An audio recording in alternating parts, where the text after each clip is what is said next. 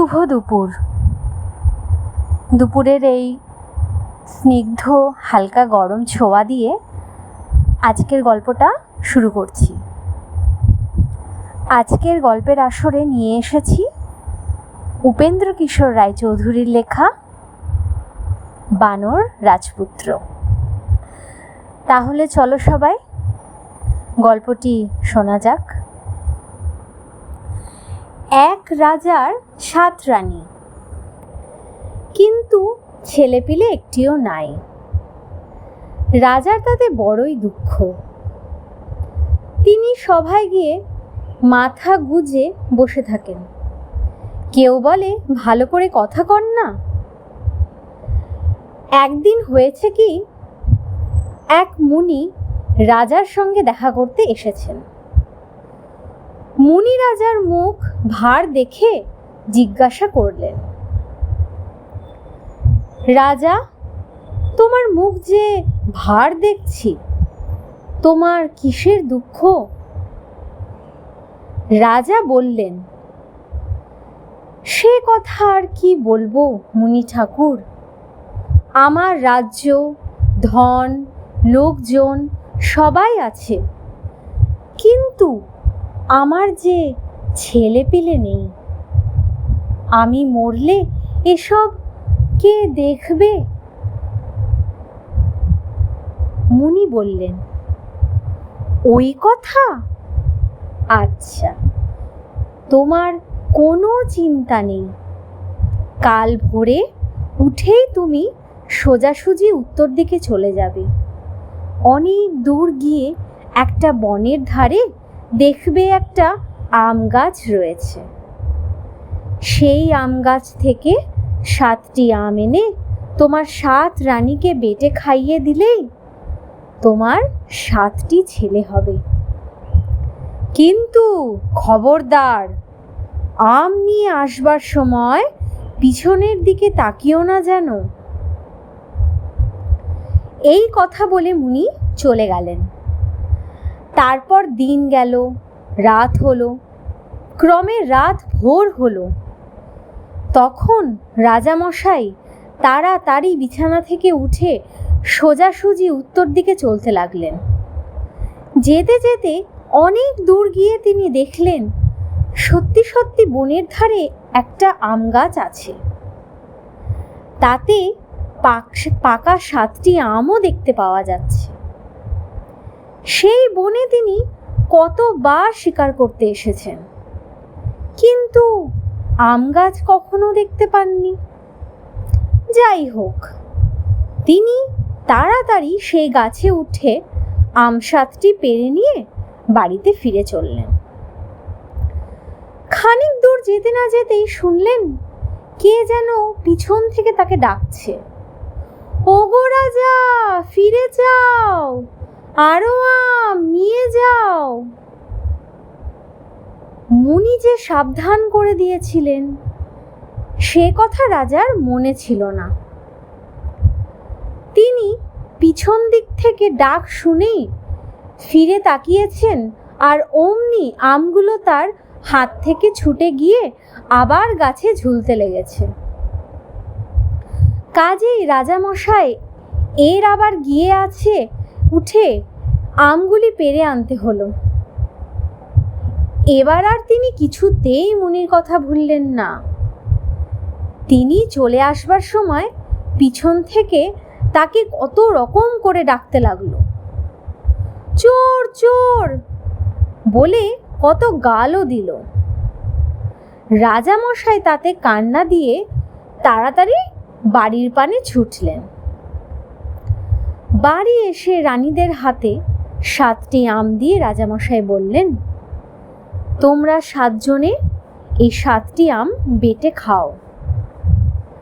ছোট রানী তখন সেখানে ছিলেন না।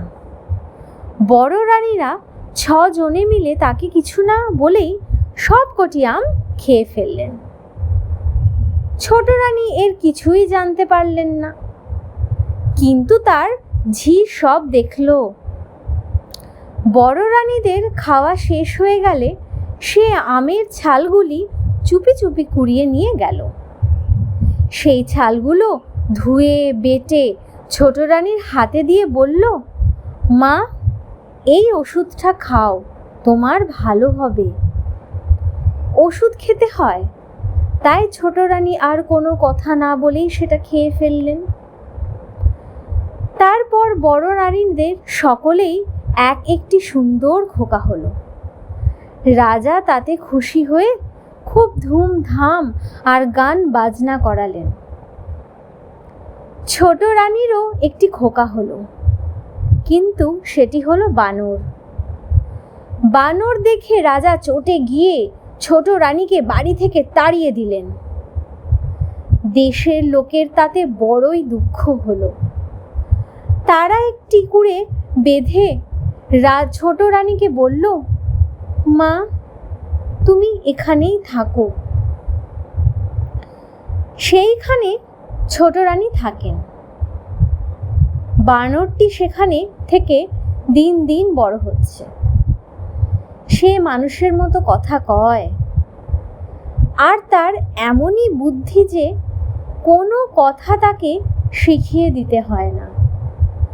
যখন যে কাজের দরকার অমনি সে তা করে। সারাদিন সে গাছে গাছে ঘুরে বেড়ায়, যেখানে যে ফল দেখে তা খায়। খুব ভালো লাগলে মার জন্য নিয়ে আসে। তাকে কেউ কিছু বলে না। কারুর গাছের ফল খেতে গেলে সে ভারী খুশি হয়, ভালো ভালো ফল দেখিয়ে দেয়। তার বুদ্ধি দেখে সকলে আশ্চর্য হয়ে যায়। এমনই করে দিন যাচ্ছে। বড় রানীদের 6টি ছেলেও এখন বড় হয়েছে। তারা বানরটিকে যার পরই নাই হিংসা করে। সে তাদের সঙ্গে খেলা করতে গেলে তাকে মেরে তাড়িয়ে দেয়। তারপর একদিন বানরটি দেখল যে বড় রানীদের ছেলেদের মধ্যে মাস্টার এসেছে। তারা পুঁথি নিয়ে তার কাছে বসে পড়ে। তা দেখে বানর গিয়ে তার মাকে বলল, মা, আমাকে পুঁথি এনে দাও, আমিও পড়ব। মা কাঁদতে কাঁদতে বললেন, হায় বাচ্চা, কি করে পড়বে, তুমি যে বানর। বানর বলল, সত্যি মা, আমি পড়ব। তুমি বই এনে দিয়েই দেখো না, তুমি আমাকে পড়াবে।